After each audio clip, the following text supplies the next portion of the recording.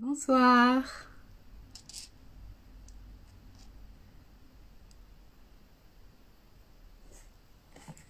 Bonsoir.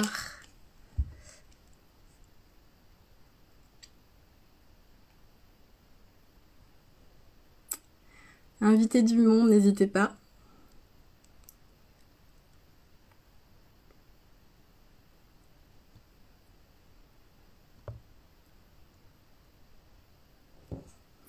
Hello, j'espère que vous allez bien.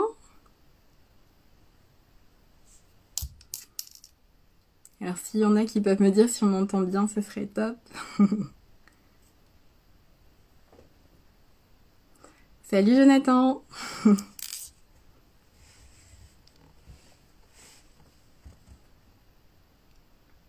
Bonsoir.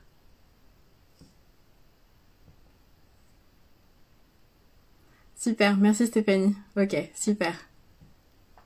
Bah allez-y, invitez, partagez autour de vous, à vos familles, vos amis. On attend un petit peu. Super, on entend bien. Bonsoir, bonsoir.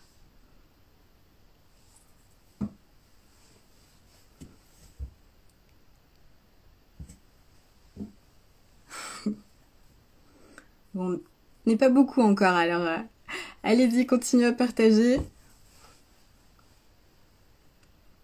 En attendant que Mathilde puisse arriver.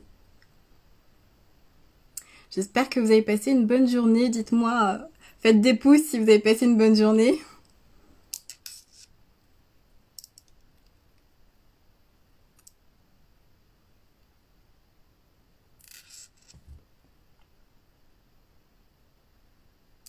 Alors.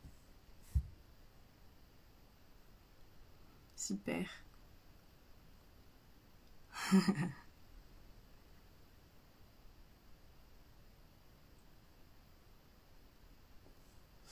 Bonsoir, bonsoir.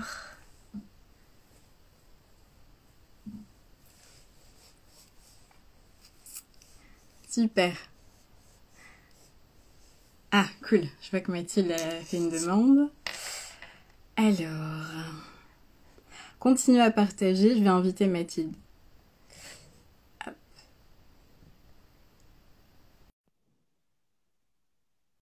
Super, waouh, Jonathan, super. Alors, est-ce que ça marche? Ouais, super, ça va. Hello. Ça va, Mathilde? Oui, toi, est-ce que vous m'entendez bien? Parce que j'ai mis AirPods, je sais pas si... Ça Alors, va? moi, je t'entends, mais après, est-ce que les autres entendent, si vous pouvez nous dire? Alors, ça va venir, je pense. Bonsoir tout le monde. Bonsoir. Oui, ok. Il y a un oui, je crois qu'ils t'entendent. C'est bon. Bon, bah super. Nickel. Super.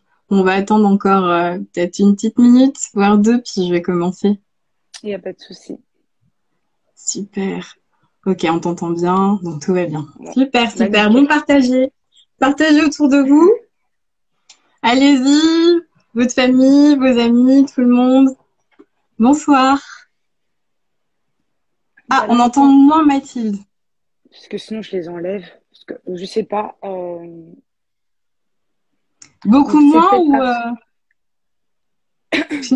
je parle moins fort, c'est peut-être moi qui parle trop fort. Peut-être que je parle doucement. Alors, qu'est-ce qu'ils disent? Est-ce que vous entendez bien Mathilde ou pas? Bonsoir, peut-être faut que je parle. Parce que sinon... Ah, ils disent que c'est très bas pour Ah, Mathilde. ah.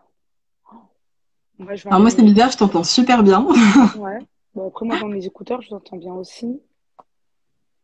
Parce qu'après, ce serait quoi la solution? C'est Bah, j'enlève et je parle comme ça. Je vais le faire. Je coupe. J'arrive. ouais, fais un test, peut-être.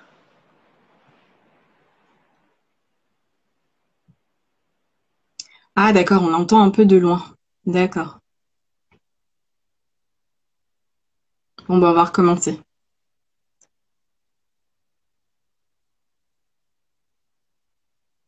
Allez-y, continuez à partager. Cool. Bon, on est une vingtaine. Voilà. Alors, oui. Enfin, je crois. Vous m'entendez? Moi, je t'entends encore super bien, mais après, on va voir ce qu'ils disent eux. Alors, est-ce que vous entendez Mathilde ou pas? Normalement, ça doit être mieux. Puisque là, les AirPods, là, la nouvelle technologie. Sinon, il faut que je te fasse parler pour qu'ils puissent... Ah, là, ils disent là, oui. Ok, Donc, on super. va dire que tout à l'heure, c'était un peu moyen. Ok, super. Voilà, c'est ça. Super. Ok, bon, bah, on va pas trop tarder comme il est déjà 21h06 et bon, je sais pas combien de temps ça va durer, mais bon, l'idée, c'est pas qu'on finisse à minuit quand même. Donc, donc, voilà, on va commencer. Alors, bah, bienvenue à tout le monde. Continuez à partager, encore une fois, votre famille, vos amis, tout le monde. Allez-y, partagez, partagez autour de vous. En attendant que vous partagez, je vais me présenter. Donc, pour ceux qui ne me connaissent pas, je suis Jenny. Je fais partie de l'association Inspire TV, qui est un studio créatif. Et notre mission est de rendre accessible à tous le message de la Bible à travers des émissions, des courts-métrages, des séries, des documentaires. On fait plein de choses, en fait. Je suis également co-scénariste de la série Identité en question, que je vais vous parler un peu à la fin de ce live. Et cette série, en fait, parle de harcèlement scolaire. C'est pour ça qu'il nous a semblé important de pouvoir parler de cette thématique ce soir avec Mathilde. Donc, comme vous l'avez compris, ce soir, j'accueille Mathilde. Donc, Mathilde, je vais te présenter brièvement sur ce que je sais, mais peut-être si tu veux ajouter des choses, tu diras. Hein. Donc, Mathilde, alors elle est ambassadrice en fait de la série Identité en question, mais elle travaille également pour e-enfance. Et là-bas, tu es animatrice de prévention contre le harcèlement scolaire et la pornographie. C'est bien ça? Alors, euh, Vas-y, reformule, vas-y, fais-le mais mieux. ce sont les actions que je fais aussi, mais plus précisément, je suis donc animatrice intervenante dans les établissements pour tout ce qui est cyberharcèlement et dans la thématique de Internet, en fait, donc tout ce qui est risque d'Internet. Et dans ça rentre la pornographie, Ouais, le sexting, donc les nudes, la santé aussi, les écrans. Et je forme aussi des professionnels tels que les CPE, les professionnels de l'éducation nationale, si tu préfères.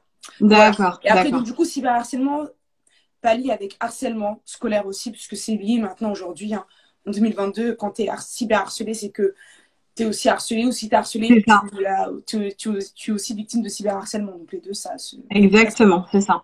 voilà. C'est ça. J'ai l'impression que tu bugs un tout petit peu. Alors, je sais pas si c'est moi ou si c'est ou Ah, si. je sais pas. Parce que alors, moi, ma connexion, enfin où je suis, la Wi-Fi, je l'utilise pas parce que je ne capte pas. Bon, bah après, je crois, en plus, il dehors, il fait pas super beau, donc bon, ça peut être compréhensible.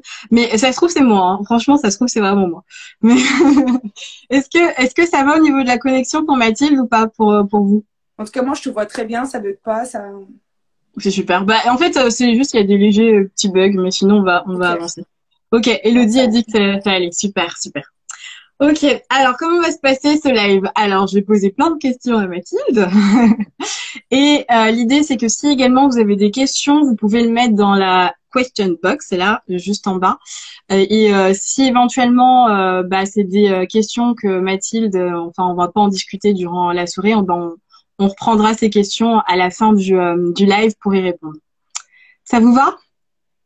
Ok. Alors, juste pour commencer, je voulais juste donner quelques chiffres et après, je laisserai la place à Mathilde pour parler sur ce sujet-là.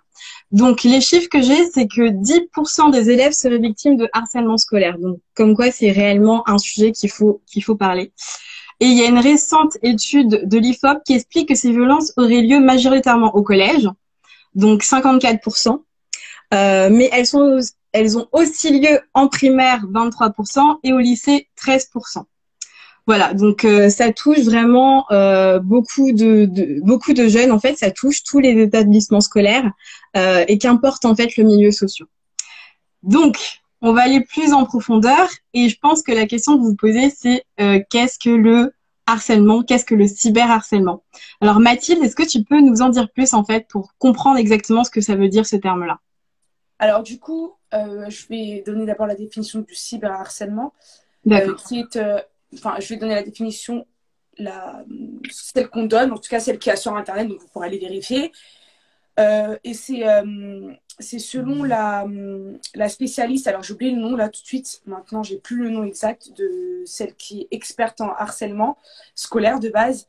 J'ai eu, je dirais, la chance ou la grâce d'avoir été formée aussi par elle. Elle a écrit plusieurs livres sur le harcèlement scolaire. Aujourd'hui, elle enseigne dans les universités, elle enseigne les professeurs, etc., pour tout ce qui est harcèlement scolaire. Et la définition du cyberharcèlement, c'est un acte agressif et intentionnel, ou des actes qui sont faits par un individu ou plusieurs individus, donc au moyen d'outils de communication. C'est pour ça qu'on appelle ça cyberharcèlement, à l'encontre d'une victime qui ne peut facilement se défendre seule, et ce, de manière répétée. Donc au bout de 2 fois, on peut appeler ça du harcèlement ou du cyberharcèlement.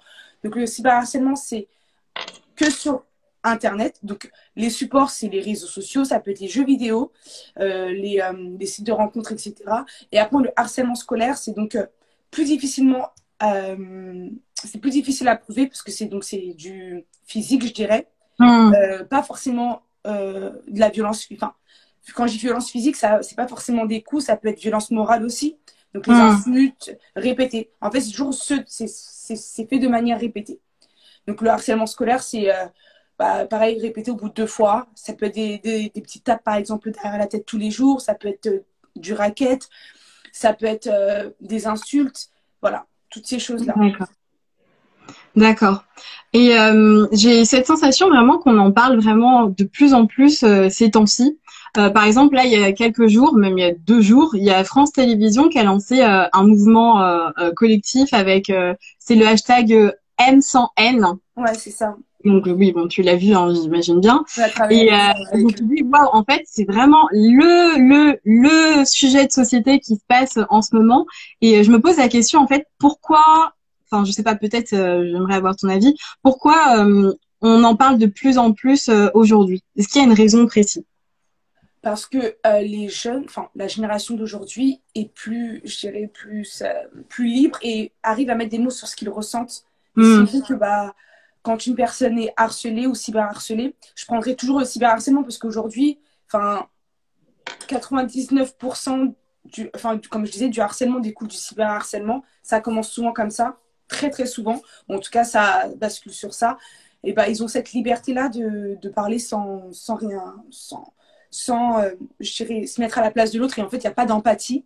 Ils se mettent plus à la place de l'autre, les jeunes, enfin tout le monde, parce qu'en soi, c'est pas forcément, on dit scolaire, mais c'est aussi, il y a le harcèlement au travail, il y a le harcèlement je dirais, entre grands, entre adultes. Et c'est le fait que ils aient plus de facilité à mettre des mots dessus, et c'est plus caché. Avant, tu te faisais encore. Bon, aujourd'hui, on a un peu du mal, mais comme tu dis, c'est un peu plus visible. Parce qu'avant, c'était un peu la honte de se dire que je me faisais harceler, quoi. Aujourd'hui, les gens ont plus de facilité à reconnaître qu'ils se font harceler et que c'est pas forcément de leur faute. Que ça découle pas parce que t'es différent, non. Enfin, souvent les gens ils disent ouais, mais pourquoi il est harcelé? Mais en fait, il n'y a pas de raison valable, il n'y a aucune raison, bien que la discrimination, les causes d'exclusion, c'est souvent la discrimination, hein. Mais aujourd'hui, on arrive à mettre des mots dessus et il y a cette parole qui est libérée facilement. C'est pour ça qu'on en parle. Et là, le hashtag M sans N, c'est quelque chose qui a été mis en place pour en fait dénoncer et pour montrer que derrière il y a des actions qui se font. J'ai cette sensation aussi que plus il y a, enfin, plus les réseaux sociaux se développent aussi, plus il y a cette liberté en fait de la parole et plus en fait les gens sont méchants en fait gratuitement et ils se rendent même pas compte finalement. Et on parle, ça, en fait, ça va au-delà des enfants, en fait, ça va même les adultes. Et mais entre jeunes, vraiment, avec tout ce qui est TikTok et tout, etc. J'ai l'impression qu'ils sont réellement, ouais, ils sont vraiment méchants entre eux et qui se rendent pas compte en fait des conséquences qu'il peut avoir derrière. Et j'ai l'impression aussi qu'avec le Covid, avec le confinement, le fait que les jeunes sont, il y a eu en gros moins de fréquentation à l'école, etc., etc. Les jeunes étaient tout le temps sur leur ordinateur. Ça aussi, ça a augmenté comment dire, ça a augmenté le cyberharcèlement Et ça fait même baisser le harcèlement classique qu'on peut retrouver à l'école pour vraiment être un peu focus sur le cyberharcèlement et aller attaquer ses potes, etc., gratuitement, etc. J'ai l'impression que vraiment le Covid a fait quelque chose qui a eu une hausse du harcèlement. Toi, t'en penses quoi? Ah oui, oui, carrément. Je suis totalement d'accord avec toi. Et comme tu disais, en fait, ils étaient avec leur écran sans Ouais, la personne en face. Et c'est toujours, quand on prend le fond, c'est toujours ça. On n'arrive pas à ressentir les émotions de l'autre. On a un écran qui bacle. Donc, du coup, on va lancer, on va penser que c'est un bouclier sans forcément penser aux conséquences derrière des mots. On dit, hein, les mots blessent plus que des coups. C'est pas faux. Enfin, c'est quelque chose qui est réel. Et aujourd'hui, enfin, je dirais même pas que les jeunes, les gens n'ont pas conscience, en fait, de ça et de jusqu'à où ça peut aller. Moi, quand je vais dans les écoles, on prend des cas concrets, on prend des cas, parce que nous, du coup, e-enfance, on a une ligne d'écoute. Donc, on reçoit des appels, une ligne gratuite, confidentielle et anonyme, donc le 3018. Et on a des personnes victimes de cyberharcèlement ou des personnes témoins. Parce que du coup, aussi, on travaille avec le 3020 qui fait face au harcèlement scolaire. Et les appels qu'on a, c'est souvent, on a quelquefois des appels d'agresseurs, en fait, qui se rendent compte, entre guillemets, de l'impact. Mais on a aussi beaucoup d'appels en nous disant, oui, bah, du coup, ça a commencé avec un groupe de classe, ou ça a commencé avec une petite insulte. Je me suis dit que c'était rien. Et finalement, ça a pris des proportions. Et les adultes, du coup, quand tu disais que même les adultes font, enfin, on fait plus attention, c'est que l'éducation nationale n'a pas formé, en fait, ces professeurs à prendre en compte, à prendre la parole d'une victime. Pour eux, ils minimisent la chose, en fait. Et je le vois, hein, quand en pleine intervention, à la fin, j'ai le professeur qui vient de me voir, qui me dit, mais en fait, moi, ces symptômes-là, je les vois tous les jours, mais pour moi, c'est rien, en fait. Ils ont besoin de ça, les enfants. Ils ont besoin d'être confrontés à ça. C'est pas à la mort s'ils sont embêtés un peu tous les jours. C'est comme ça qu'ils deviendront adultes. Et en fait, on leur dit, bah, c'est ça le problème, c'est que si on ne prend pas en compte, il y a des enfants, des jeunes, malheureusement, qui ont des conséquences, et c'est des conséquences qui sont graves. C'est vrai que ça va jusqu'au suicide, mais il y en a qui s'arrêtent qu'au suicide. Pour eux, c'est ça qui est grave, alors qu'avant, il y a la dépression, il y a la phobie scolaire, il y a le stress, il y a l'agressivité, il y a toutes ces choses-là, les comportements à risque, etc. Et ce sont des choses qu'on ne prend pas forcément en compte parce qu'on se dit, c'est pas très grave et c'est pas visible. Même tout ce qui est troubles alimentaires, etc., les gens ne se rendent pas forcément compte. Et donc, pour répondre à ta question, oui, ça a vraiment explosé. Nous, on l'a vu sur notre ligne d'écoute après le premier confinement. Nos appels ont augmenté de plus de 60%. Waouh. Enfin, ouais, c'est parce que il y a eu donc le cyberharcèlement, mais il y a plusieurs formes de cyberharcèlement. On a eu le revenge porn, les photos qui circulent, les photos vidéos, etc. Et c'est vrai que malheureusement, voilà, et comme là je viens de lire, là je viens de voir en tant qu'ancien prof, je valide cela, de nombreux profs ne font plus attention, l'élève, c'est ça exactement. Et souvent on va penser qu'ils sont, alors je ne défends pas les profs, hein, mais en fait on essaye de voir avec un œil extérieur, c'est qu'ils ne sont pas formés pour. Vous savez, quand on ne sait pas comment faire, on laisse en fait, on fait comme si on ne l'avait pas vu. Et donc du coup, nous quand on fait de la prévention, même au niveau des jeunes, on leur dit que c'est important en tant que même témoin de parler. Et de toute façon, le harcèlement scolaire ou le cyberharcèlement, il n'y a pas d'autre moyen que de briser la parole en parlant. Enfin, il n'y a pas d'autre solution. Donc, si je suis témoin, même si je pense que la situation elle est normale, je me mets à la place de l'autre. Je me dis, est-ce que comment l'autre l'autre personne peut se mettre face à des insultes comme ça. Bah, faut que je puisse en parler. Après, il y a cette notion de ouais, je suis pas une poucave, je suis pas une balance. Et c'est sur ça on essaie de travailler en fait. Wow. D'accord. Bah quand t'expliquais tout ça, tu parlais du fait que aussi les adultes ils se disent ouais bah ça en gros c'est pour un peu les faire grandir donc c'est pas grand-chose. J'ai l'impression qu'il y a comme un problème générationnel aussi. C'est que la façon dont ils ont été éduqués bah peut-être les personnes donc qui ont pas le même âge enfin à la dure et qui finalement a eu des conséquences hein, mais tout le monde ne s'en rend pas forcément compte. Bah ils se disent qu'en fait c'est juste une éducation à la dure et que l'enfant là il doit juste en fait se défendre quoi et c'est quand même assez triste bah dans tout ce que tu as dit et comment en fait bon t'as donné déjà des idées mais comment on peut faire pour détecter quelqu'un qui vit le harcèlement, le cyberharcèlement? Parce que des fois, ça peut être pas forcément facile. Et comme tu dis, les adultes, ils s'en rendent pas compte. Donc finalement, à quel moment on peut se dire ah ouais, bah elle a peut-être un problème en fait là. Non, je pense que la base, c'est de faire attention à l'autre. C'est à ce moment-là où on pourra voir que la personne. Parce qu'il y a des symptômes qui ne trompent pas, bien que, comme tu l'as dit, c'est souvent caché. Mais il y a des symptômes qui ne trompent pas. Si c'est scolaire, en tout cas, on peut voir qu'il y a plusieurs les baisses qui notent. Par exemple, les baisses de résultats. Ou si c'était une personne joyeuse de base, bah, elle commence à ne plus avoir envie de venir à l'école. rien que venir à l'école avec la boule au ventre, là je parle pas de stress par rapport aux études, mais je parle venir, enfin on a peur d'aller à l'école, c'est déjà un problème en fait, il faut prendre ça en compte. Il y a aussi le fait la trouble de la concentration, le fait de ne plus réussir à se concentrer convenablement, tout ce qui est stress, phobie, paranoïa, une personne parano, perte d'estime de soi. Ça, c'est important aussi à prendre, parce que des personnes, par exemple, qui avaient confiance en eux et au fur et à mesure, ça commence à se dégringoler, ils commencent à ne plus se voir comme ils se voyaient avant, perte de confiance, comportement à risque, une personne qui commence à maigrir ou qui prend beaucoup de poids d'un coup, une personne qui va jusqu'à avoir des idées suicidaires, les pensées noires. Il faut savoir que nous, du coup, on a des cas concrets, on le voit, et chaque début d'intervention, on le demande aux élèves si ils ont déjà eu des idées noires, de se dire j'ai plus rien à faire, j'ai plus rien à faire sur cette terre, etc. Donc des idées suicidaires. La moitié de la classe a déjà eu des idées suicidaires en CE2. Enfin, je trouve que c'est très grave en fait qu'en CE2, t'as 7-8 ans et tu te dis mais en fait je mérite de mourir. En fait non, parce que tout simplement je rentre pas entre guillemets dans les cases, et même le harcèlement scolaire, la seule cause, c'est les différences physiques. Il n'y a pas d'autre chose. C'est physique. Quand je dis physique, j'entends couleur de peau, poids, j'entends différence, handicap, etc. C'est toutes ces choses-là. Mais c'est la discrimination qui est là. Et on ne se rend vraiment pas compte. Et je pense que c'est quelque chose qu'il faut regarder, en fait. Et une personne, si tu fais attention à elle, tu sauras si... Voilà. Maintenant, après, si on a des parents qui nous suivent, je sais pas, ou des grands frères, des grandes sœurs, pour comment détecter quand mon frère, ma sœur, mon enfant est victime de cyberharcèlement, c'est déjà toujours faire attention à son enfant, voir les petites choses, et si jamais vous n'arrivez pas à détecter, vous trouvez qu'il est un peu bizarre, mais qu'il ne veut pas vous parler, parce que aller dire à un enfant, demander à un enfant est-ce que tu es harcelé, il ne va jamais vous répondre oui, et je me fais harceler. C'est clair. C'est pas, voilà. C'est important de faire entrer une tierce personne, et ça, c'est là où on va jouer la carte du fait que les psychologues ou les thérapeutes ne sont pas que pour les fous.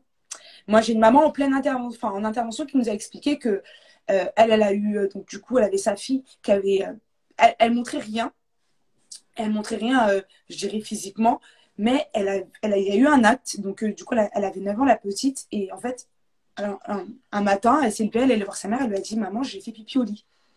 Et sa mère, elle s'est dit, non, c'est une alerte, parce que ça peut arriver, c'est un accident, mais c'est bizarre. Enfin, tu m'as jamais fait ça, etc. Enfin, c'est bizarre. Donc, on va aller quand même voir une personne pour parler. La petite, elle a dit OK. Et quand donc, c'est allé voir un psychologue. Et la première séance, le psychologue, il est allé voir la maman. Il lui a dit écoutez, votre fille, ça fait 3 ans qu'elle se fait harceler à l'école. Waouh. 3 ans. Et il a fallu que, pendant 3 ans, donc sa mère, elle ne le voyait pas pendant 3 ans. Et donc, du coup, il a fallu qu'elle aille voir une tierce personne. Parce que les enfants, ils ont plus de facilité à aller voir une personne qu'ils ne connaissent pas pour en parler. Parce que déjà, ils pensent que le harcèlement, quand je me fais harceler, du coup, je suis une honte pour mes parents, ils n'ont pas envie de griller les parents, ou c'est de leur faute. Parce qu'une personne harcelée, au début, elle va se dire, elle va rien dire, mais au fur et à mesure, elle va se dire, ouais, s'ils le font, c'est que c'est normal. C'est parce que je suis différente et je dois me faire harceler. Ils commencent à trouver cette raison-là. Et donc, le fait de faire venir une tierce personne pour parler et qu'il n'y ait pas de jugement, qui est un choix, une réflexion neutre, ça l'aide plus facilement à se libérer. Ouais, à pouvoir libérer la parole. Et donc, en fait, de ce que je comprends, c'est que finalement, il y a vraiment un type en fait de personnes harcelées. Donc, c'est dès qu'on a une différence en vérité.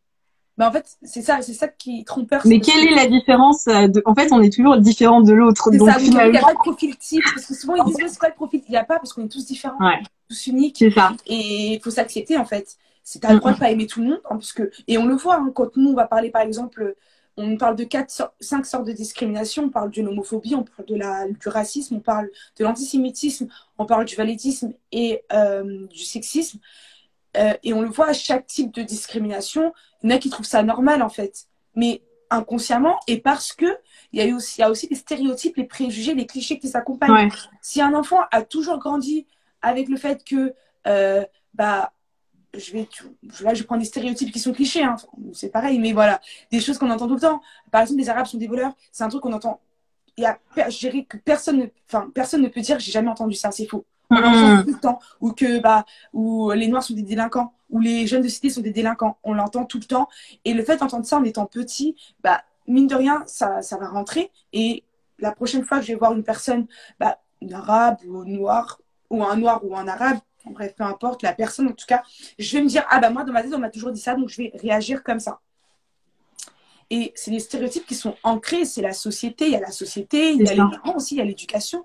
Parce que même la société, mine de rien, le fait que maintenant, on est en train de combattre ça, mais le fait de dire que bah, le rose c'est pour les filles, le rose c'est pour les filles, le bleu c'est pour les garçons, c'est des trucs bêtes, mais on fait rentrer dans des cases. Parce qu'aujourd'hui, c'est là où ils sont en train de développer, mais il y a un temps où quand on allait dans le rayon des jeux, on avait les jeux, tout était rose, et c'était tout ce qui était cuisine, tout ce qui était caissière, etc. Donc ça attribuait à la fille, et pour les garçons, c'était bleu, c'est tout ce qui était construction. Donc ça faisait dire quoi? La femme était donc dans le foyer, et le garçon allait travailler. Et inconsciemment, quand tu es petit, tu joues à passer l'aspirateur, ou tu joues à faire la cuisine, etc.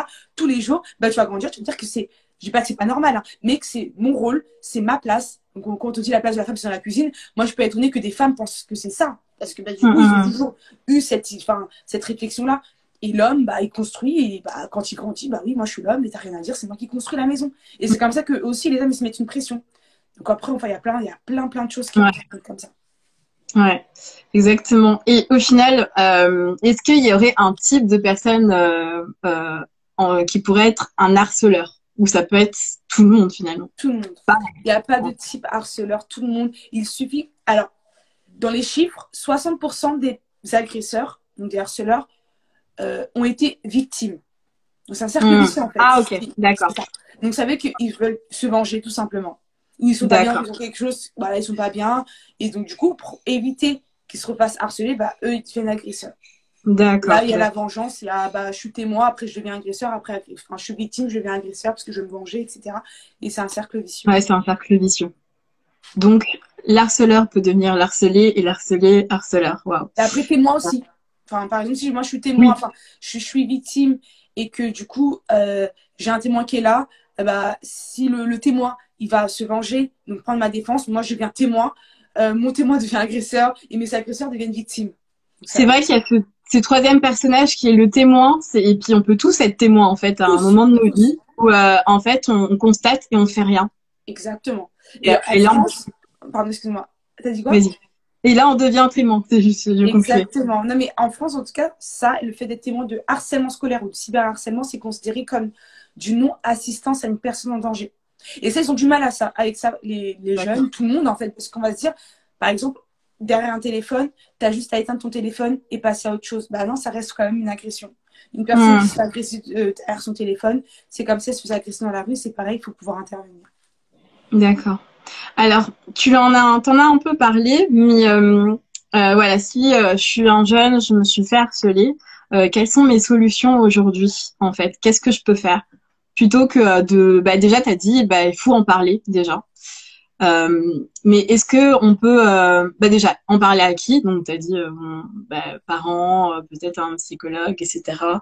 Mais j'ai une question dans la question box que je trouve très bien, qui dit comment faire face à l'indifférence des chefs d'établissement et des profs, parce que en fait on a les parents, on peut parler à un psy, mais des fois on veut parler à des professeurs, mais c'est comme s'ils étaient indifférents par rapport à la situation, et donc la personne demande comment faire face en fait à des professeurs ou à un chef d'établissement qui s'en fiche totalement en fait.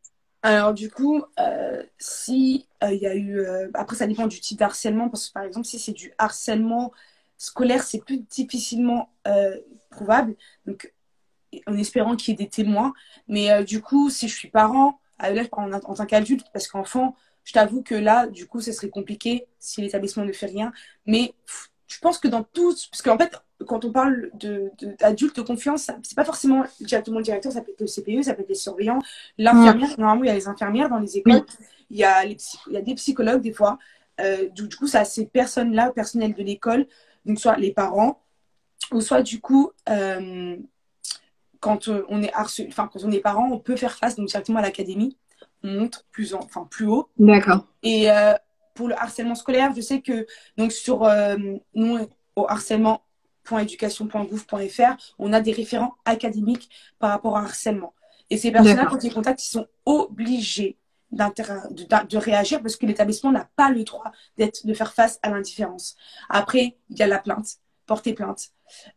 porter plainte, bah, ça après, pour le harcèlement, comme je disais, c'est compliqué. Maintenant, le cyberharcèlement, je dirais le côté positif, c'est qu'on peut prouver capture d'écran. Et ça, c'est très important. Si vous êtes témoin, si vous êtes victime, faites des captures d'écran parce que c'est ce qui va pouvoir faire face à la plainte et c'est considéré comme une pièce à conviction devant la justice aujourd'hui en 2022. Et quand vous allez porter plainte, si vous y allez, allez-y avec les captures d'écran imprimées. C'est très important puisque c'est ça qui va prouver en fait que la personne se fait harceler avec les insultes, etc. Et c'est seules les captures d'écran non modifiées. Donc, il ne faut pas que ce soit rogné, il faut vraiment que ce soit les captures d'écran fraîches, hein, toutes fraîches, etc. Et donc, du coup, ça prouve. Ça, c'est des pièces à conviction. Maintenant, si je suis victime de cyberharcèlement, en tant que jeune, donc capture d'écran, je bloque les personnes, je les signale et vous pouvez donc appeler le 3018. Nous, ce qu'on peut faire, les actions qu'on peut poser, c'est faire supprimer les insultes, etc. Enfin, les contenus qui sont indésirables. Donc, si c'est les photos, si c'est les insultes directement auprès des réseaux sociaux. Donc, ça prend... on le fait quand on a les captures d'écran, on le fait en moins de 2 heures. On peut supprimer en moins de 2 heures auprès des réseaux. Je prends par exemple TikTok. J'ai un TikTok sur moi avec des insultes, etc. Je veux la faire retirer. Bah, j'appelle e-enfance. La capture d'écran toujours. Vous l'envoyez. En plus, aujourd'hui, on a l'application qui est très facile. Ça veut dire que même si vous ne savez pas trop, parce qu'il y en a qui ne savent pas trop si c'est du cyberharcèlement, etc., tu as l'application, tu peux mettre t'as un petit coffre-fort où tu mets les captures d'écran. Et en fait, nous, on vérifie et on te dira si il y a... Enfin, on te dira si c'est du cyberharcèlement ou pas. Et on ira pour supprimer les contenus. D'accord. Donc là, en fait, tu as parlé de l'application qui est le 3018.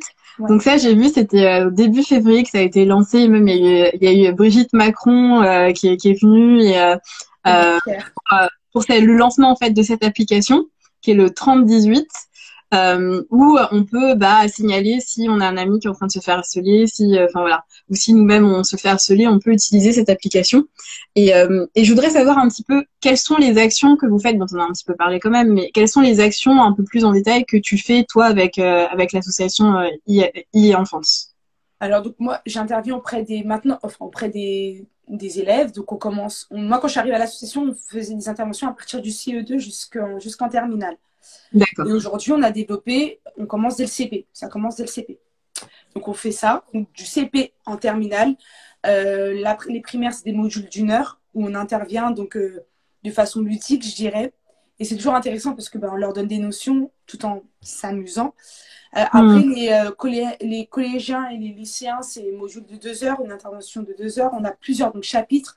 Si je les ai en tête, on a donc santé, écran.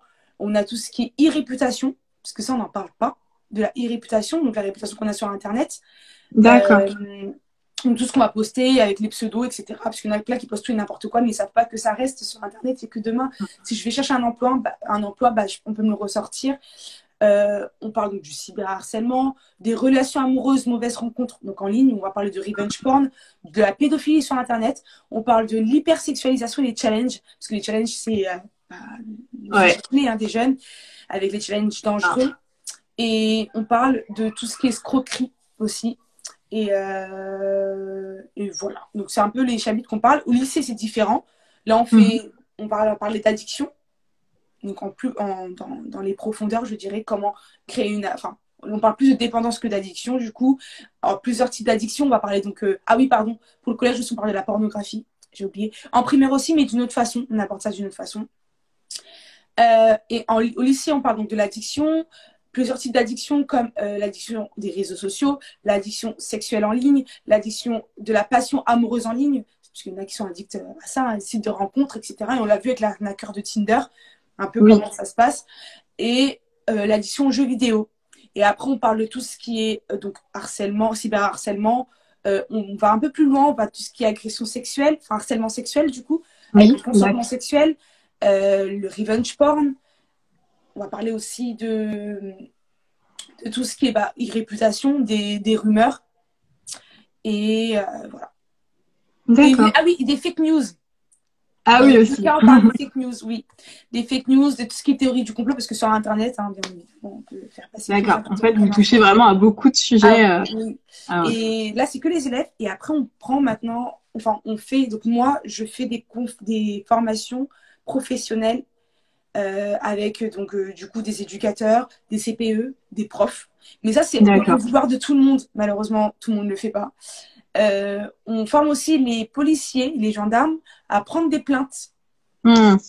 à prendre les plaintes concernant le cyberharcèlement et le harcèlement du coup. Et voilà un peu ce qu'on fait, je crois. Ouais, c'est ça. D'accord. Donc l'idée, c'est vraiment de pouvoir sensibiliser un maximum de personnes à toutes ces problématiques. D'accord. J'ai une question dans la question box qui demande, donc là on parle plus de l'application 3018. Il demande si c'est téléchargeable sur tous les téléphones, donc iOS aussi. Oui, bien sûr, sur Apple, on est partout. On est D'accord. partout, gratuit, voilà. Enfin, gratuit, anonyme. Alors, alors gratuit, confidentiel. Le anonyme, on est en train de l'enlever parce que du coup, quand je la télécharge, souvent, pour qu'on vous donne une suite, on vous demande le numéro de téléphone. Donc, du coup, c'est plus anonyme. Hmm. Mais c'est gratuit et vous pouvez la télécharger partout. Et tout le monde peut D'accord. la télécharger. Ça reste une application qui peut être utile, pas forcément pour vous en tant que victime, mais en tant que témoin. Et D'accord. témoin, Et c'est même quand... si. Ah, excuse-moi, je termine juste. Oh, Témoin, vas-y. c'est même si, genre, c'est pas forcément une personne que je connais. Ça peut être une personne que je connais pas, que je vois qu'elle se fait harceler sur les réseaux. Moi, aujourd'hui, on me contacte pour que je signale, etc. Mais je ne les connais pas forcément. Et je le fais. Donc, enfin, quand on va maintenant il y a l'application, mais avant qu'il y ait l'application, on a aussi le site Pharos, signalement en Hmm. ligne. Et du coup, moi, je l'utilise. Je l'ai utilisé il y a un an où ça a pu sauver la vie d'une personne parce que la personne se mettait en ligne sur Twitter du coup qu'elle allait se suicider et j'ai signalé et quand tu signales bah, tu vois avec les captures d'écran donc ce sont des gendarmes et les policiers qui sont derrière ce site-là et ils estiment si c'est grave ou pas entre guillemets et là du coup c'était grave avec ce qu'elle me disait la personne et ils ont réussi à trouver son adresse, ils sont allés sur le lieu, elle était en train de se Waouh. couper les veines. Ah, Donc, pour dire comment ils sont réactifs quand même et que c'est important de signaler, même si vous ne connaissez pas, parce que bah, la personne, les gens, ils auraient vu, ils auraient mené l'enquête qu'elle m'avait parlé et que j'avais rien fait. Parce qu'elle m'a clairement dit qu'elle allait se suicider. J'aurais pu hmm. dire, oh, je m'en fiche. Je me suis dit, même si c'était pas vrai, autant signaler, ça Oui. ne coûte rien. Ça m'a pris 2 minutes de le faire. Et je l'ai fait et Dieu merci. Je dirais. Donc, voilà. D'accord. Donc c'est vraiment une application qu'il faudrait que tout le monde ait. L'application 3018, qui est accessible sur tous les téléphones, donc c'est vraiment quelque chose à avoir. Pour ceux qui ont des questions, n'hésitez pas à le mettre dans la petite box parce que sinon j'arrive plus à voir vu qu'il y a des commentaires. Alors je vois qu'il y a une question qui est, désolée, je n'ai pas tout entendu, mais j'ai une question. Hormis dans les structures externes, existe-t-il des leviers contre le harcèlement? Bah, Alors, hormis, alors, il y a il s'appelle ça là. Alors, j'ai oublié le nom exactement, mais c'est dans les collèges qui sont en train de le faire, parce que comme tu l'as, enfin là, tu as les chiffres, hein, c'est au collège où on a le plus de harcèlement, de situations oui, de harcèlement et cyberharcèlement. C'est une méthode. La méthode, là, le nom, je l'ai oublié, mais c'est une méthode qui est mise en place pour prendre en charge le harcelé, le harceleur et le témoin. Et en fait, d'accord. ils appellent pas la personne qui harcèle harceleur, parce que c'est vrai que quand on dit harceleur, c'est tout de suite la personne méchante. Voilà, on la rentre directement dans une case. Alors, ça n'excuse pas ce qu'elle fait, mais comme je l'ai dit, souvent, ça découle de quelque chose. Et souvent, on va prendre en compte la victime, mais pas le harceleur. Et je pense qu'il est important de prendre en compte tout le monde, en fait, dans cette histoire-là, enfin, dans des situations comme celle-ci. Parce il y a un an et demi, on a en sixième, c'était un petit sixième qui a harcelé une jeune fille. Et le collège, donc, on virait directement le harceleur. Et en fait, Mhm. sans forcément rentrer dans une démarche pédagogique, etc., ou mesure éducative, ils vont le virer tout simplement. Et il a tellement mal supporté qu'il a fait une lettre d'excuse à la victime et il s'est jeté par la fenêtre. Waouh, ok. Ouais, parce que pour lui, c'était le méchant. Enfin, voilà, il est Hmm. rentré dans une démarche, dans une culpabilisation extrême et il s'est dit qu'il n'avait plus rien à faire sur cette terre puisque c'était le méchant. Et souvent, bah, les harceleurs, ils sont engrainés par les potes. Il y a l'influence ou C'est parce ça. que je suis obligée d'harceler, sinon moi derrière, je n'ai pas de me faire harceler. En fait, c'est chacun pour Hmm. sa peau. Donc, du coup, il faut vraiment voir le fond du problème, la source. Et j'ai vu, alors les ambassadeurs, non, c'est pas ça le nom. Je te le redonnerai, Jimmy, pour que tu le mettes. Mais c'est une D'accord. méthode, la méthode Picard, Ça commence par un P, je sais. Mais il faut que je vous ressorte. Et c'est des personnes, comme je disais, qui prennent en charge, enfin, qu'ils arrivent à mettre un système, tout un système. Mais ça demande de l'organisation, hein. Ils ont des heures de vie scolaire avec les élèves. Enfin, tu reçois les élèves et ça, tu le fais tous les jours. Tu le fais tous les jours. Et tout le monde n'a pas le temps ou ne veut pas le faire. Donc, D'accord. Ok, bah alors là, tu nous as bien expliqué donc tout ce qui est le harcèlement scolaire, cyberharcèlement, comment ça se passe, qui peut en être victime.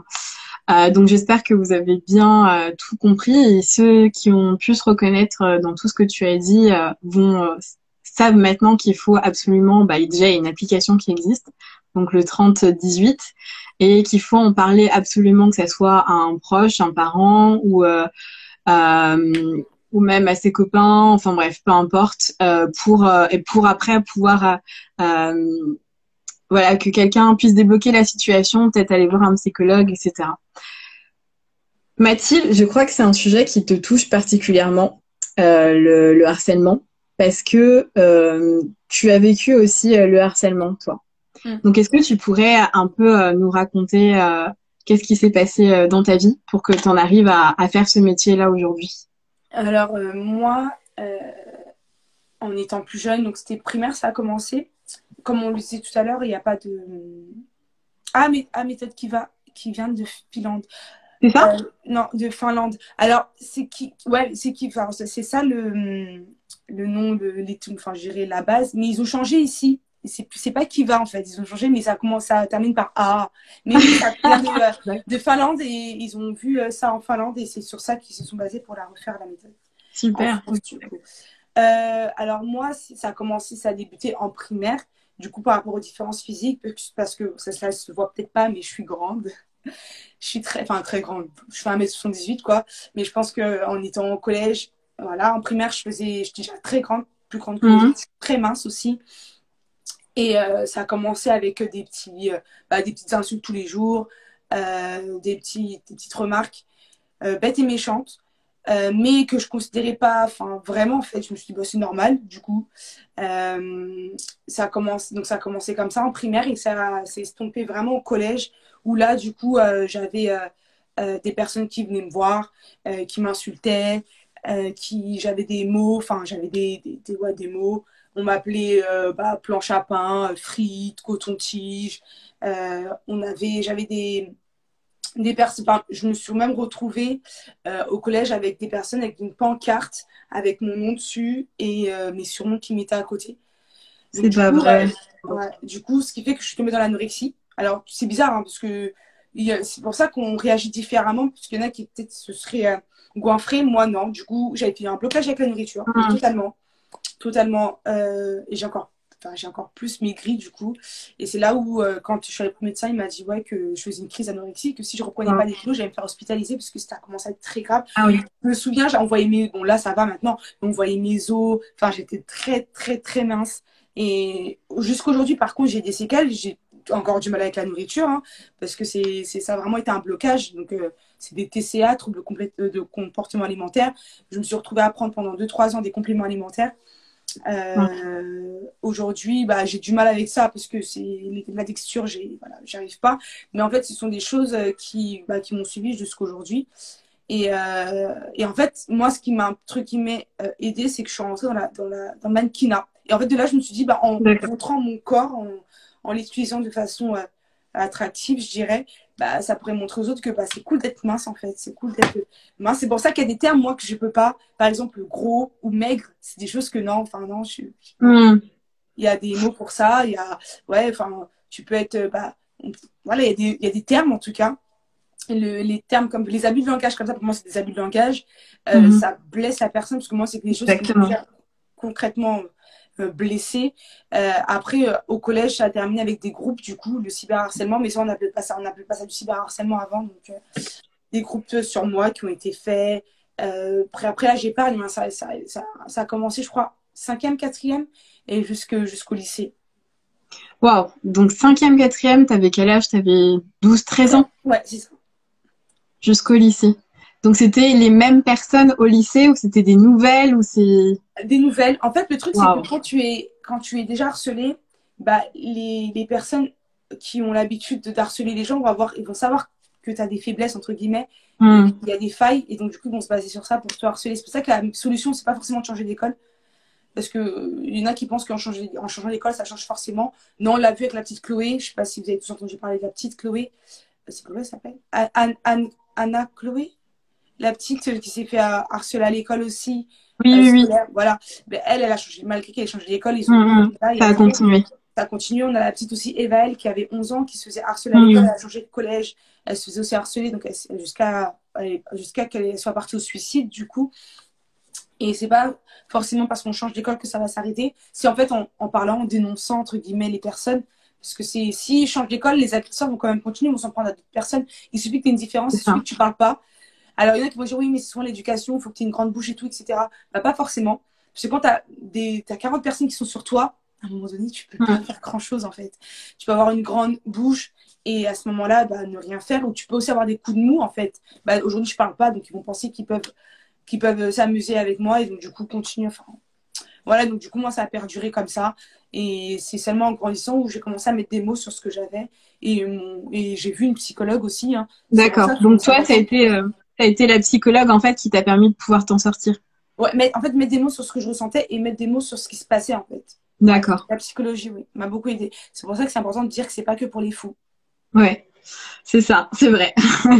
Donc toi, petit à petit, bah, c'est vraiment, c'est au lycée que ça s'est fini pour toi ou cette situation? Au lycée, Donc ouais. une fois que t'as pu mettre les mots là-dessus, bah, t'as réussi à t'en sortir. Et est-ce que les gens continuent à te t'harceler ou en fait non? Non, après, non. Après, j'ai été victime de cyberharcèlement, mais je pense comme un peu tout le monde, enfin, pas tout le monde, Ouais, mais une personne sur deux ici, quand on est sur les réseaux, il suffit c'est que je ça. dise un truc et que ça soit, voilà, je prends Twitter par exemple, j'ai été plusieurs fois victime de cyberharcèlement, donc du coup, le fait que bah, moi je sois à l'association, j'ai pu faire, entre guillemets, sauter les comptes plus rapidement. D'accord. D'accord, je vois. Ouais, et puis ça t'a permis aussi, en fait, en mettant des mots sur ce que tu as vécu, de pouvoir voir les choses, en fait, de prendre du recul tout Oui, simplement sur exactement. ta situation et de plus en souffrir, mais au contraire de dire, bah en fait, le gars en face de moi, il a un problème, c'est juste ça qui se passe, mais je vais pas être touchée par ce qui arrive, ce qu'il dit. Mm. Donc, c'est comme ça que tu as pu. Et maintenant, aujourd'hui, tu peux aider beaucoup de personnes qui vivent la même situation que toi, tu as vécu. Et c'est ça qui est encore plus important, en fait, dans ton témoignage, en fait. Que tu puisses aider à travers ton témoignage d'autres personnes. Mm. D'accord. Alors, si vous avez d'autres questions, je vais regarder. Là, il est 21h48. Alors, je regarde avant qu'on passe à une autre question. Alors, il y a quelqu'un qui dit quel positionnement avoir envers le harceleur avant d'utiliser les différents outils externes. Alors, comment on peut Ouais. réagir par Comment rapport au réagir? harcèlement? Ouais. Voilà, c'est ça. Euh, D'abord, lui faire évoquer ses propres difficultés. Parce que souvent, comme je le disais, l'harceler, il se passe il y a quelque chose qu'il n'a pas ou quelque chose qui manque ou quelque chose qu'il a Hmm. vécu. Il y a ça, lui parler, enfin, lui faire prendre conscience par rapport au positionnement et l'empathie, du coup, parler de l'empathie. Et souvent, quand on prend un élève seul, ça n'a rien à voir quand il est avec ses potes, vraiment. On le voit Hmm. même à l'école, quand tu vas prendre des effets de groupe, quand tu les prends chacun, tu as l'impression que ce sont tous des anges. Donc, du coup, c'est Ouais. important de le prendre seul à seul et lui faire évoquer ses propres difficultés, faire prendre conscience de son comportement, lui dire que derrière, il peut y avoir ça, ça et ça. Ils ont du mal à se mettre à la place de l'autre. Et même par rapport à moi, quand j'interviens comme ça et c'est dingue parce que ça se voit quand je rentre dans une classe et que j'arrive à voir qui est harcelé, qui harcèle, Waouh. qui sont les témoins. C'est rien que par leur façon de faire, les regards, etc. Et souvent, avec ces personnes qui harcèlent, du coup, quand on leur parle, ils comprennent pas pourquoi une personne se suicide. Ils comprennent pas pourquoi une personne, elle a mal, pourquoi elle se venge pas. Donc là, c'est important de leur parler en fait de la vengeance, déjà parce que la vengeance, ce n'est pas la légitime défense. Il y en a plein qui, en France, tu te venges, as les podcasts derrière qui sont là. Et après, il y a du coup le fait que le suicide, ils disent que c'est que pour les faibles, alors que non. Pour passer à l'acte, pour passer en fait à une tentative de suicide, ça demande du courage. Hein. Alors pas du Hmm. courage, moi je suis fort. Non, enfin, le fait de se dire je vais quand même aller jusqu'à mettre fin à ma vie, c'est quand même une réflexion qui s'est faite et le faire prendre conscience en fait que toutes ces conséquences-là, c'est des choses qui sont hyper graves et ça peut détruire la vie de quelqu'un et lui aussi intérieurement. Enfin, aujourd'hui, les personnes qui ont euh, emmené la petite Evaëlle de 11 ans qui s'est suicidée, elle s'est pendue. Et jusqu'aujourd'hui, il y en a qui regrettent, qui ne dorment plus, qui C'est se ça. sont suivis psychologiquement parce qu'ils ne s'attendaient pas à ce que la jeune fille aille jusqu'à là-bas. Et pour eux, c'était des petits trucs bêtes et méchants. Donc vraiment leur faire prendre conscience de ça et leur parler beaucoup d'empathie. Moi, je pense que c'est comme ça qu'on peut éduquer nos jeunes, parler d'empathie, se mettre à la place de l'autre, en fait. Hmm. C'est très, très important. On a l'impression comme ça, oh ouais, c'est rien. Non, non, c'est hyper important parce que s'il se dit, ah bah moi, à ma place, j'aurais pas aimé qu'on me fasse ça, bah je le ferai pas aux autres, tout simplement. Exactement, c'est ça. Alors, on a des questions, mais qui sont déjà, on en a déjà parlé. Donc, il y a une question, y a-t-il des signes d'un profil d'harceleur? Bah, tout le monde peut devenir harceleur. Donc voilà, c'est pas un profil La type. profil type, ouais. Voilà. Et j'ai une autre question, mais c'est plus d'ordre, enfin, je dirais que c'est plus pour les adultes et pas forcément pour les jeunes qui dit, mais par exemple, dans un cas comme l'arnaqueur de Tinder, notre plainte ne peut pas être prise au sérieux vu qu'on est censé être en relation amoureuse avec cette personne. Comment se faire écouter et réellement prouver que c'est une arnaque? Bon là, je sais pas si t'as Ah, compris la question. oui. Alors, oui, ouais, Tinder, c'est différent. Parce que Tinder, là, aujourd'hui, il a été enfermé, le mec, pas pour harcèlement ou quoi qu'est-ce, pour abus, mais parce qu'il a pris des Oui, coordonnées. Enfin, il se fait passer pour d'autres personnes. Donc là, par rapport à tout ce qui est arnaque, enfin, ouais, l'arnaque en soi, c'est c'est... autre chose. Comment? C'est un peu autre chose là que par rapport au harcèlement, mais Oui, ouais, ouais, oui, oui, c'est ça. Mais en tout cas, pour la loi, l'arnaque, c'est quand quelqu'un a volé tes coordonnées bancaires. Là, les coordonnées n'ont pas été volées, malheureusement, c'est de la manipulation. Donc là, c'est plus hmm. difficile à prouver. Mais tout ce qui est arnaque, tu prouves pas par rapport aux données bancaires, aux faux sites, etc. Aux personnes, en fait, les démarcheurs, comme tu t'appelles, et que derrière, tu te fais arnaquer. Enfin, t'as enfin, je dirais cette facilité de prouver dans le sens où ça a été une démarche mensongère. Là, par exemple, il y a une relation amoureuse, donc c'est compliqué de Ouais, c'est prouver derrière parce que bah, là, quand on regarde les documentaires, les jeunes filles, malheureusement, même si je suis totalement d'accord, elles se sont fait clairement, enfin, c'est clairement d'escroquerie, mais le fait qu'elles aient participé, qu'elles aient joui de ces biens, entre guillemets, c'est difficile hmm. de prouver.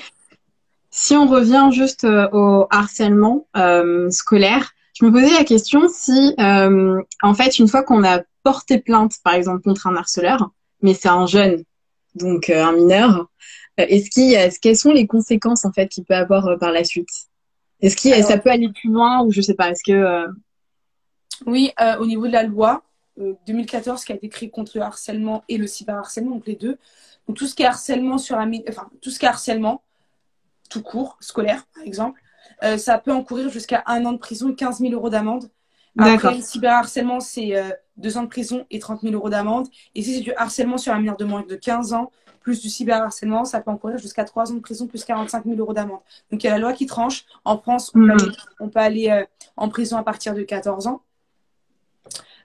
13 ans, pardon, là. 13 ans, c'est ce qu'on appelle les quartiers et les établissements pénitentiaires pour mineurs.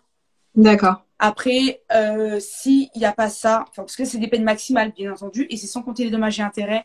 Après, on a tout ce qui est mesures disciplinaires, mesures éducatives, voilà, rappel à la loi, conseil de discipline, etc. Et quand il y a une plainte qui est menée, il faut savoir que le casier judiciaire n'est plus vierge, du coup, il y aura une trace.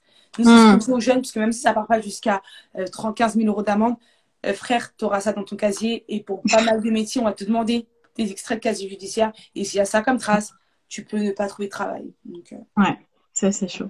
Alors la dernière question que j'ai, on demande où se trouve e-enfance, tout simplement. alors, e-enfance, on est basé sur Paris. Le siège est sur Paris, mais on ne reçoit pas. Du coup, nous, on intervient, il faut nous contacter. On fait des interventions gratuites pour les primaires seulement. Parce que c'est Google qui a pris ça en charge, le financement. Parce que, alors, c'est une association qui est reconnue d'utilité publique, mais qui reste une association privée. D'accord. Du coup, les interventions sont pas gratuites, mais payantes, sauf pour les primaires, où on fait des interventions gratuites, du coup, auprès des primaires. Mais sinon, après, D'accord. c'est Et payant. vous le faites dans toute la France Oui, ou on intervient dans toute la France. C'est pour ça que alors moi, je me déplace beaucoup. Du coup, là, j'étais à Lyon. La semaine prochaine, je serai à Rennes, je crois. On se déplace D'accord. vraiment un peu partout dans la France. Ça, c'est bien ça. Ouais. D'accord. Super. Alors, je veux aller dans la dernière partie où je voulais qu'on puisse avoir un regard chrétien, en fait, sur le harcèlement scolaire, le cyberharcèlement. Et parce que au harcèlement, en fait, Dieu peut être une solution. Amen. Vraiment. J'ai quelques versets là que je vais vous énumérer. Si Mathilde, tu veux ajouter des choses, n'hésite pas. Mais voilà, là ce soir, je voulais rappeler en fait que Dieu peut être vraiment une solution dans tout ça. Donc on a Jean 14, 18 qui nous dit: Je ne vous laisserai pas orphelins, je viendrai à vous. Dans cette situation, il faut comprendre que à chaque instant, en fait, on n'est pas seul et que Dieu est avec nous et traverse cette situation avec nous. On a je crois que c'est Ésaïe 43 qui dit que si on traverse les eaux, il les traverse avec nous. Si on traverse le feu, il ne nous brûlera pas. Voilà. En fait, dans chaque situation qu'on peut vivre, voilà, merci de l'avoir marqué, Jean 14, 18. Dans chaque situation qu'on peut vivre, Dieu est avec nous. Donc même dans le harcèlement, Dieu est avec nous et traverse cette situation avec nous. T'es d'accord avec moi? Totalement, mais totalement. Parce que c'est lui qui pense les blessures, c'est lui qui pense les cœurs. Exactement. Je pense qu'en tout cas en tant que chrétien, le psychologue est important parce que c'est une stratégie, mais la personne seule qui guérit, c'est Dieu. Et Exactement. on ne donne que ce qu'on a. C'est que si on a été face au harcèlement, cyberharcèlement, c'est des blessures, des coupures qui ont été là, qui ont été faites à vif et il faut les refermer. Sur un pansement, ça ne va pas marcher. Hein. Il faut pouvoir entrer en profondeur de la blessure et c'est seul Dieu qui pourra la guérir. Et la thérapie est une stratégie pour aider à arriver à cette guérison-là totale. Ouais, je suis totalement d'accord. C'est ça. Le deuxième point que je voulais voir, c'est de pouvoir se voir avec les yeux de Dieu. Dieu veut qu'on puisse connaître réellement notre identité et c'est en lui qu'on peut la connaître.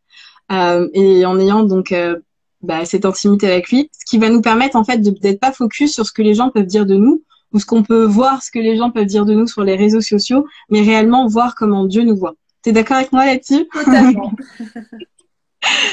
Mais pour connaître réellement en fait qui nous sommes, la valeur qu'on a et ne pas être focus sur ce que les gens disent de nous, c'est ultra important. Ah oui. Donc ça c'est la deuxième chose que je voulais dire. La troisième chose, donc il y a un passage qui dit en Proverbe 13:1 qui dit: Celui qui marche en compagnie des sages devient sage et celui qui fréquente des hommes stupides se retrouvera en mauvaise posture. Ça aussi, t'en as parlé tout à l'heure dans le sens où en fonction de avec qui tu vas marcher, en fonction de qui tu vas fréquenter, tu vas peut-être, si tu traînes avec des personnes qui sont un peu à critiquer, à juger tout le monde, il va t'arriver au bout d'un moment, tu vas pas le faire exprès, mais tu vas voir que tu vas commencer à critiquer et juger les gens. Et c'est ça qui fait que tu peux finalement devenir harceleur au bout d'un moment sans te rendre compte. Exactement. Les mauvaises compagnies corrompent les bonnes mœurs. Tu peux Exactement, c'est ça. Dans un pot de fruits, si tu as un fruit qui est pourri, il va pourrir tous les autres fruits. Et c'est ça, on le voit. En fait, c'est comme tu dis quand tu es mis les points, c'est dingue parce que la Bible répond à tout. Franchement, la parole de Dieu répond à tout. Et même le fait de se mettre à la place de l'autre, il parle d'empathie, il parle d'amour, il parle de tout. Et nous, chrétiens, nous sommes la lumière du monde et c'est à nous de refléter tout ça, en fait. Et comme tu l'as très bien dit, l'identité, je pense que ça, c'est important. Beaucoup, en tant que chrétien, et je sais que ça a été aussi une difficulté pour moi, beaucoup n'arrivent pas à trouver leur identité, leur vraie identité. Se voir comme Dieu. Ouais. Aujourd'hui, les réseaux sociaux, tu montres que ce que tu veux montrer. Et il y en a plein qui vont commencer à se comparer. On a beaucoup de personnes qui tombent dans la baisse d'estime de soi, dans la dépression, parce que du coup, je me compare. Vu que je sais pas qui je suis, je vais me comparer à la personne qui me montre. C'est dingue. Regarde, quand on fait au collège, en tout cas, quand je fais une estimation des futurs métiers qu'ils veulent faire, avant, on voulait être maîtresse, prof, chirurgien. Aujourd'hui, on veut tous aller vivre à Dubaï. Enfin, ils veulent tous aller vivre à Dubaï et être influenceurs. C'est pas mauvais, mais on voit que c'est parce que derrière, la société, c'est ce qui nous reflète, en fait. Et on a l'impression que c'est la vraie vie. Alors qu'un influenceur, nous, on travaille, du coup, en pense avec des vrais influenceurs. Donc, quand je dis des vrais influenceurs, je parle par exemple de Lena Situation, de Inoxtag, j'arrive pas à le dire à chaque fois, les youtubeurs, qui est hyper connu, que les jeunes suivent, ou Squeezie. C'est des personnes qui, derrière, mentalement, sont atteintes quand même. Ça, nous, au téléphone, ils craquent. Et c'est normal parce qu'en fait, il y en a plein qui se disent, le fait que tu sois sur les réseaux, il n'y a pas tout ça, etc. Bah si, en fait, si, c'est des humains comme tout le monde, ils ont aussi des coups de mou. Exactement. Et eux, tous les jours, ils encaissent des insultes, des choses. Et c'est vrai que bah faut vraiment, nous en tant que chrétiens, faut qu'on puisse se mettre à la place de l'autre et bah, prendre la parole de Dieu comme je dirais manuel en fait, et danser avec. C'est ça. Donc, tu as parlé de l'amour qu'on doit avoir en tant que chrétien pour les autres. Et donc, ça passe aussi par aimer aussi déverser de l'amour pour des personnes, des amis qui peuvent vivre ça, le harcèlement, et d'être là aussi pour eux, de pouvoir les aider, etc. Mais l'amour, ça passe aussi par le pardon. Alors, c'est peut-être difficile, mais Dieu nous appelle aussi à pardonner nos ennemis. Donc, des fois, enfin, c'est pas des fois, il va falloir en fait pour être libéré vraiment, on a parlé aussi, de la culpabilité, de la haine, etc., devoir pardonner, en fait, c'est dur à dire, mais à nos ennemis, donc à notre harceleur. Parce que, comme tu as dit, il peut avoir vécu quelque chose émotionnellement difficile, il a pu traverser quelque chose de difficile, et donc c'est une étape qui est importante, mais nécessaire. Exactement. Vraiment. Et pour finir, je voulais juste parler aux parents pour leur dire de prier pour vos enfants parce que vous ne savez pas où est-ce que... Bon, même si vous savez dans quelle école vous les mettez, vous ne savez pas ce qu'ils peuvent vivre chaque jour dans leur quotidien, et c'est important en fait de prier pour nos enfants pour que tout se passe bien et donc vraiment que Dieu soit avec eux. T'es d'accord avec moi là-dessus aussi? Totalement. Donc voilà, ça c'était le regard chrétien par rapport au harcèlement scolaire. Et je voulais finir pour vous présenter le projet qui est Identité en question. Identité en question qui parle en fait de harcèlement. Donc je vais juste vous parler un petit peu de la jeunesse du projet et vous dire un peu plus sur ce projet rapidement. Arrête-moi aussi si tu veux au bout d'un moment, Mathilde, si tu veux dire quelque chose. Juste terminer quand tu terminais par rapport au harcèlement vu de chrétien. Et ouais, le harcèlement, je vais insister dessus parce qu'aujourd'hui, en ce moment, je pense que tout le monde a vu et vit et voit, en tout cas, ce qui s'est passé sur TikTok avec Benjamin, je crois qu'il s'appelle. Et déjà, je pense que c'est un bon sujet pour rebondir par rapport à ça. Parce que là, du coup, on arrive à voir les fruits. Et malheureusement, je suis tombée, moi, sur des TikTok, des vidéos, que ce soit sur Twitter, que ce soit sur Instagram, partout, de chrétiens. Du coup, et ça me fait mal au cœur parce qu'à ce moment-là, on ne reflète pas l'amour, même si c'est difficile. Oui, moi, enfin, après, je pense. Ah, ça a coupé un petit peu. Mathilde, c'est un petit peu coupé. Il y a un petit bug. C'est bon, vas-y. C'est mon temps limite d'Instagram, c'est pour ça. Ah, d'accord. Non, t'inquiète. Après, tu penses, oui. Ouais, et du coup, je pense que cette situation-là a reflété beaucoup de choses parce que je suis tombée sur des TikTok, des vidéos où ils insultaient clairement donc Benjamin. Wow. Ils m'ont menacé de mort. Moi, j'ai entendu, ça m'a dérangé des réflexions. Moi, si tu viens à mon église, tu vois ce que le pasteur va faire, etc. Je comprends que ça peut blesser. Déjà, moi, après, je pense que c'est le fait que je travaille dans ça, peut-être le regard extérieur, c'est que moi, quand je vois ce genre de choses, en fait, je prends Jésus. Jésus, il ne se défendait pas. À chaque fois, quand on avait les pharisiens ou quand on avait les personnes qui venaient vers lui, qui lui disaient, ouais, si ça, il disait, si tu le dis.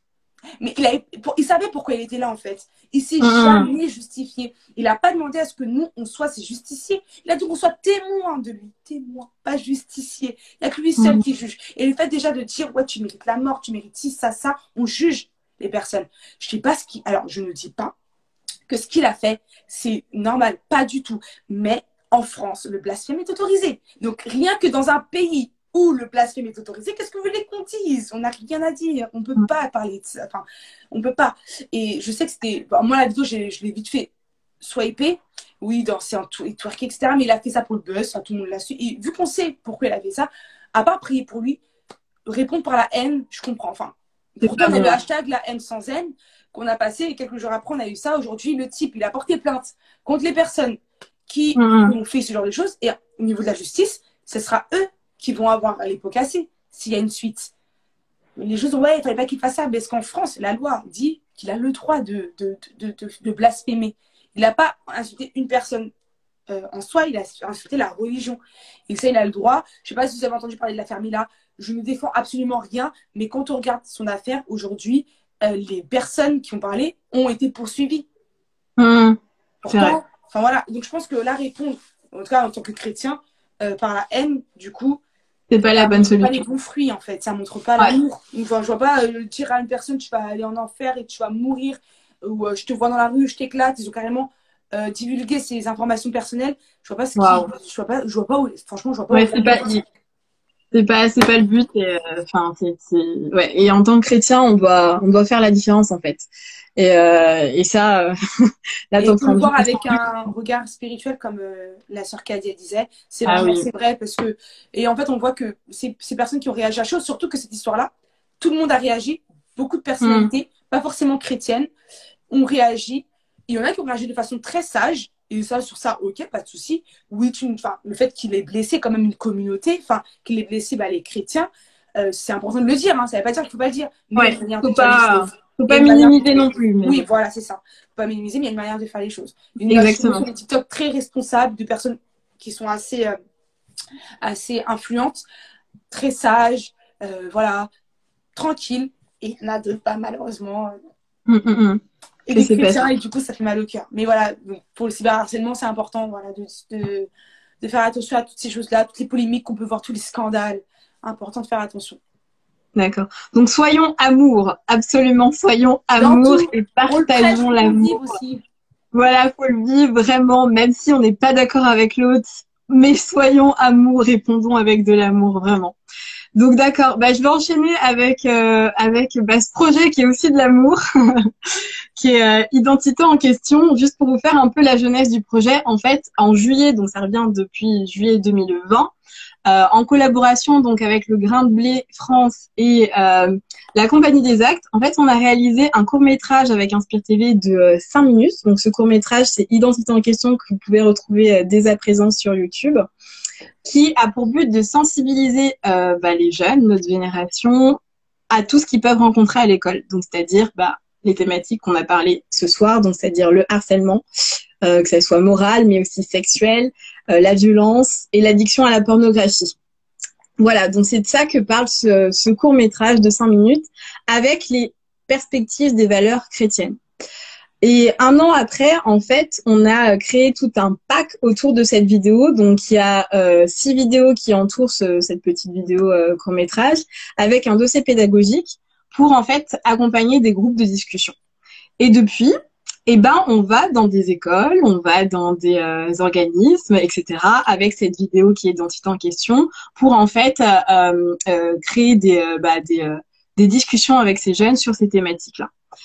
Mais aujourd'hui, on veut, merci Zay, il a mis le lien Identité en question.fr, comme ça vous pouvez voir en fait tout, si vous voulez qu'on puisse intervenir dans votre église pour parler de cette thématique avec la vidéo Identité en question, vous pouvez le faire grâce à ce lien et vous verrez aussi la vidéo de 5 minutes sur Identité en question. Mais aujourd'hui, on veut aller encore plus loin. Alors, qu'est-ce qu'on veut faire exactement? En fait, on veut faire une série. Et c'est là où Mathilde a bien voulu être une de nos ambassadrices, parce qu'on veut faire une série donc de 3 épisodes de 20 minutes sur ces thématiques. Donc, le rejet, le harcèlement scolaire, l'addiction à la pornographie. Mais pour pouvoir faire ces 3 vidéos, et comme on veut le faire d'une façon vraiment professionnelle, ça demande des finances. Voilà, et donc c'est de ça que je veux vraiment vous parler ce soir, parce que si vous avez à cœur de nous aider dans ce projet, qui est un projet juste énorme, franchement, personnellement, moi je vois très loin. Hein. Moi, cette série, elle peut aller, je vais le déclarer, elle peut aller au cinéma, elle peut aller sur des plateformes, de streaming, Netflix, j'en sais rien, mais on peut aller très loin. En fait, on peut, si vraiment on a cette aide financière. L'idée, c'est qu'on puisse arriver à 44 000 €. Et pour l'instant, on a exactement, donc sur Hello Asso, on a 5 800 €. On a pu commencer déjà parce qu'on avait déjà 4 000 €. Donc en vrai, en tout, on a 9 800 €. Et donc, il nous reste encore à trouver 34 200 euros. Donc, ça fait quand même, il reste encore beaucoup à faire. Et c'est pour ça que, voilà, si vous avez à cœur de donner pour ce projet, c'est sur le site, c'est mini, alors il faudrait que je puisse le taper, mais je sais pas si c'est possible, mini.série-identitéenquestion.fr ou plutôt, attends, est-ce que je vais réussir à le mettre? Normalement, tu peux dans les commentaires. Ouais. Alors, attends, il faut bien que je te dise le site. Alors, c'est mini. Si tu arrives à le taper, ce serait super. Ouais. Attends. Sinon, s'il y en a un qui arrive à le taper, ce serait génial. Point, j'imagine. Alors, excuse-moi. Donc, c'est mini-série. Ok, ouais. Série comment pluriel? Série au singulier. Okay. Donc, mini, mini-série, serie.identitéenquestion.fr. Ah, bah, il y a Zay qui l'a déjà fait. Trop efficace. Bon, après, si on peut le mettre plein de fois, c'est bon, comme ça, voilà. Je vous invite vraiment, là, limite, vous coupez le live, vous allez directement sur ce site, si vous avez à cœur de pouvoir nous aider. Alors, où va aller vos dons exactement? En fait, c'est les dons, c'est pour payer l'équipe de tournage, acheter du matériel, le montage, les assurances, enfin tous les besoins d'un tournage. Il faut savoir que voilà, vos dons, qu'importe le don, c'est vraiment tous les dons sont importants, donc ça peut être 10 euros, 20 euros, voire plus si vous avez à cœur. Comment on fait pour épingler? Alors là, je crois que tu cliques dessus sur le commentaire. Ah ouais, épingler le commentaire, c'est bon. Merci. Et donc, en allant sur ce site, vous avez toutes les informations par rapport à la production de cette série qui est Identité en question, la série. Donc, on part du petit court-métrage là de 5 minutes et on en fait une série de 3 épisodes de 20 minutes. Donc, c'est vraiment énorme.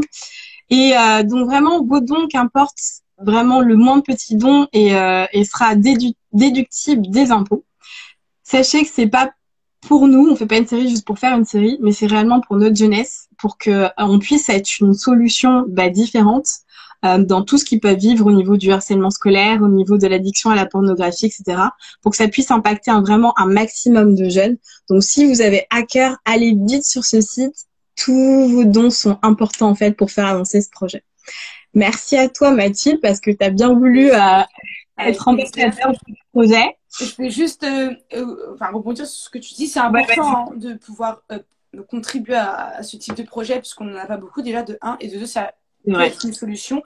Je le dis parce que nous on le voit et ça décourage beaucoup de profs, en tout cas ceux qui sont impliqués, c'est que on va toujours parler d'harcèlement scolaire, cyberharcèlement, mais dès qu'on propose des choses, il n'y a plus personne à chaque fois, donc on comprend pas. Comme aussi, on va parler de tous les problèmes, on va jamais parler des solutions et c'est important ce type de projet, voilà, de donner. On met notre argent pour tout et n'importe quoi, donner quelque chose juste pour dire j'ai contribué parce que derrière j'ai mes enfants qui vont arriver, j'ai mes frères et sœurs, ça peut aider plus d'une personne. Et ils regardent tout et n'importe quoi sur Netflix, alors pourquoi pas regarder une série qui va les aider et qui va peut-être détecter des choses.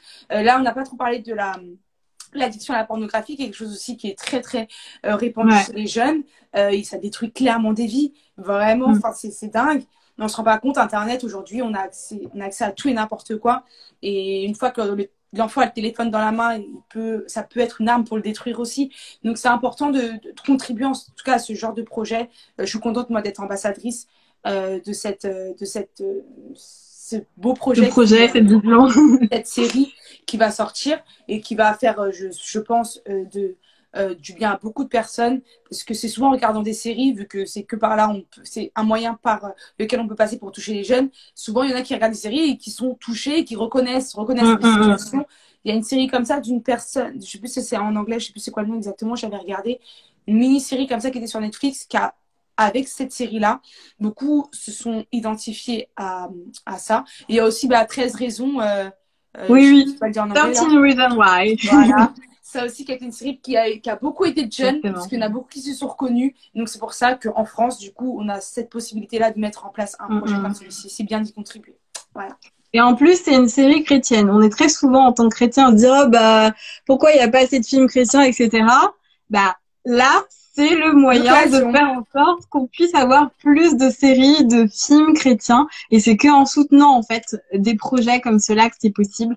Donc vraiment, je vous invite à le faire dès ce soir. Allez-y sur le lien, même devenez ambassadeur si vous le souhaitez. Vous avez cette possibilité.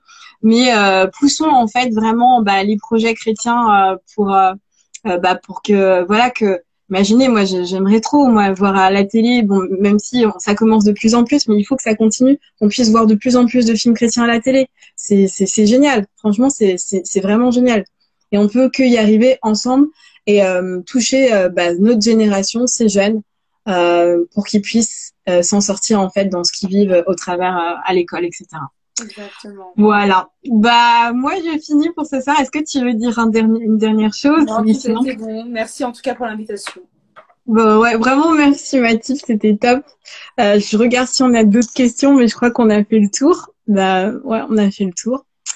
Je voulais juste pour finir, parce que je trouve que c'est important de pouvoir prier en fait. Oui. Non, il y a Max qui dit la série Identité en question est un super projet, une création chrétienne avec un message impactant. Oui, oui. Alors je voulais juste prier vraiment pour tous nos jeunes qui peuvent traverser ça. Alors je te propose que tu veux prier ou je prie, c'est comme tu veux. Vas-y, je te laisse. Oui. Ok, d'accord. Ouais. D'accord.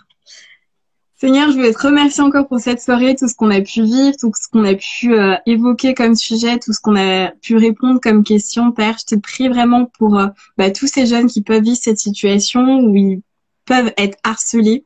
Je te prie vraiment déjà de les aider à reconnaître en fait dans quelle situation ils sont et de pouvoir vraiment se reposer en toi, sentir qu'ils ne sont pas seuls et qu'ils peuvent en parler aussi autour d'eux, Seigneur. Vraiment aide chaque jeune dans sa situation, même les harceleurs aussi, permet qu'ils puissent se rendre compte en fait de leur situation, de ce qu'ils peuvent faire et leur montrer que c'est pas forcément la bonne chose.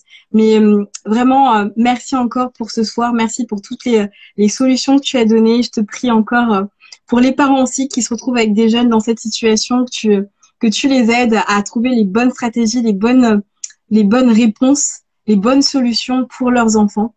Merci Seigneur dans le nom de Jésus. Amen. Amen. Merci à vous tous. Merci. Je vous souhaite vraiment une bonne soirée. Merci Mathilde. Pas de souci, avec plaisir. Sois béni, soyez bénis. Bye. Toi aussi, sois béni. Bye.